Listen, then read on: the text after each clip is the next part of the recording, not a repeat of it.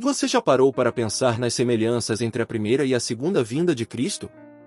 No podcast Inteligência Limitada, o pastor Lamartine Pozella traz uma reflexão impactante sobre como Jesus veio ao mundo como cordeiro, trazendo salvação, mas voltará como leão, para exercer juízo.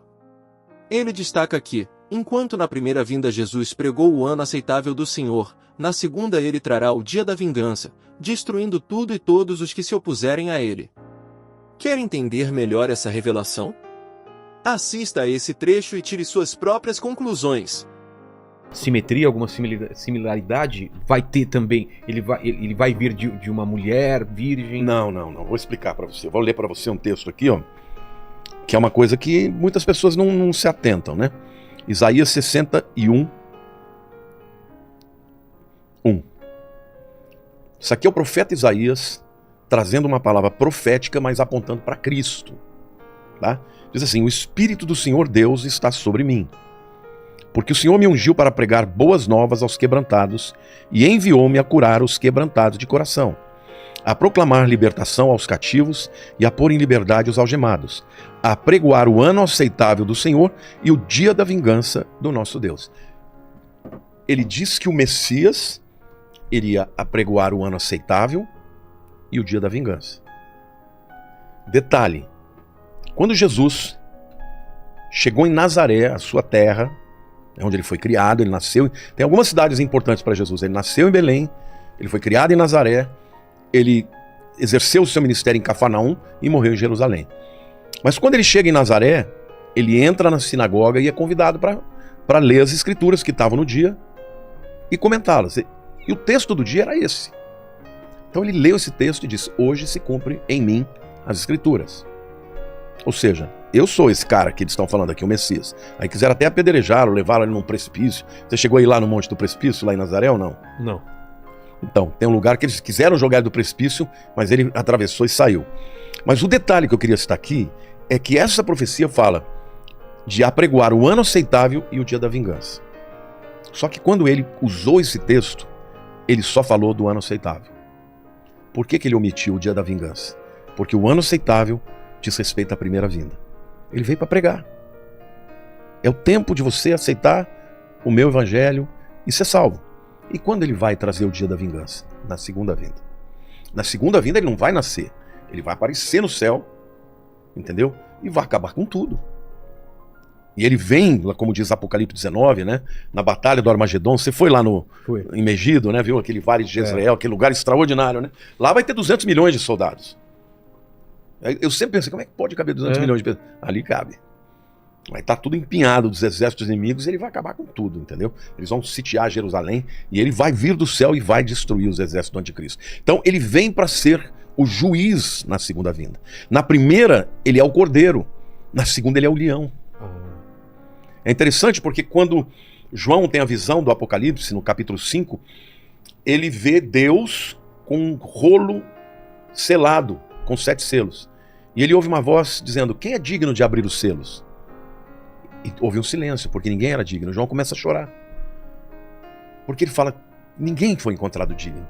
Aí ele ouve uma voz dizendo: não chores, porque o leão da tribo de Judá, o cordeiro que foi morto, é digno de abrir os livros. E aí ele vê, entrando na sala do trono, Jesus com roupa, como cordeiro, ensanguentado nas suas roupas, tomar o livro da mão de Deus e começar a abrir os selos. Isso significa que o papel de Cristo é tanto de cordeiro quanto de leão. Ele é de cordeiro porque ele é aquele que morre para tirar os pecados, mas ele é de leão porque ele vem para julgar a terra. Então, se na primeira vez ele veio para dar oportunidade das pessoas se arrependerem, na segunda vez, quando ele vier, ele vem para estabelecer o juízo. Então aí, meu querido, aí não vai ter para ninguém. Aí quem o aceitou vai entrar no gozo, na presença dele na eternidade. Quem não aceitou vai ser lançado no lago de fogo eternamente. Por que ele tinha, era parte da profecia, ele nascer de uma virgem? Por que tem esse... Era profecia. Eu vou ler para você o texto de Isaías 7,14, que diz assim... Isaías é o cara, né? É o cara que viu Cristo mais do que ninguém. Olha o que diz: portanto, o Senhor mesmo vos dará um sinal. Eis que a virgem conceberá e dará à luz a um filho, e lhe chamará Emanuel. 730 anos antes de Cristo. Caramba. Por isso que quando o anjo Gabriel chega para ela para dizer: Maria, tu és bendita entre as mulheres. Tu achaste graça diante de Deus. Você vai conceber um filho de Deus. Ela falou: mas como? Eu sou virgem. Eu não conheço homem. Aí ele diz: o que nascerá de ti é do Espírito Santo. Então é extraordinário. Por que Jesus tinha que nascer de uma virgem?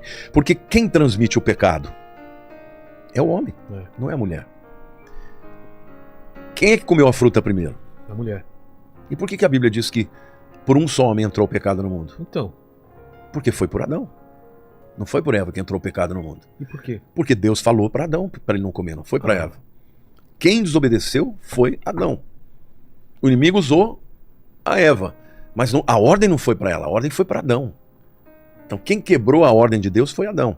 Por isso que o pecado entrou no mundo por Adão. A transmissão do pecado é pelo homem. Por isso que Jesus podia ter uma mãe, mas não podia ter um pai humano. Porque senão ele teria o pecado em si mesmo.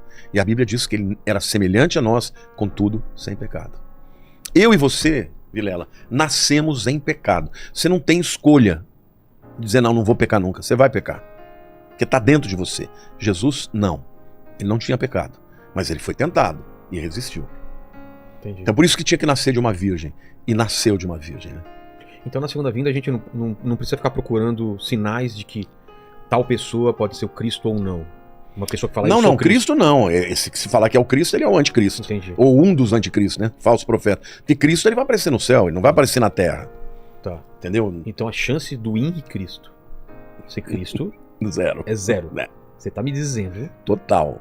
que aquele cara que fala ao pai com aquela coroa de pelúcia lá, que não é de espinho de verdade, mas não tem chance de ser Cristo. Não. Fico mais aliviado. Porque Ele já esteve aqui? não, a gente tá pra ir pra lá. E vou perguntar diretamente pra ele sobre isso. Por isso que diretamente a ele sobre isso. Ô, Paquito, você que é um cara que não acredita no Henri Cristo também, tem alguma dúvida aí pra gente? Bora lá. Eu ia fazer uma piada que você não deu tempo de fazer. Porque Qual? você falou que se 666 é o número da besta, eu sou 333, né? É. E você é 443.556, Por quê? que é besta quadrada. Como Você ficou esperando esse tempo? Como que é aí? Você levou o 666 ao quadrado. Quanto que dá? 443.556. Inteligente Ele perdeu tempo pra fazer essa o cara piada. não é bobo, Ele não é não. bobo, não. Ficou só segurando assim pra ter a vingança. Diante de tudo que ouvimos, fica um alerta: a volta de Cristo não será como a primeira vinda. Ele veio como cordeiro para nos dar a oportunidade de arrependimento, mas voltará como leão para exercer juízo. A pergunta que fica é: estamos preparados para esse dia? Que possamos viver com temor e vigilância, aguardando com fé e obediência a gloriosa volta do nosso Senhor. Se você chegou até aqui, se inscreva, curta, compartilhe e registre sua opinião nos comentários. Sua participação é muito importante para continuarmos trazendo assuntos interessantes como este. Obrigado por assistir, que Deus te abençoe, e nos vemos no próximo vídeo.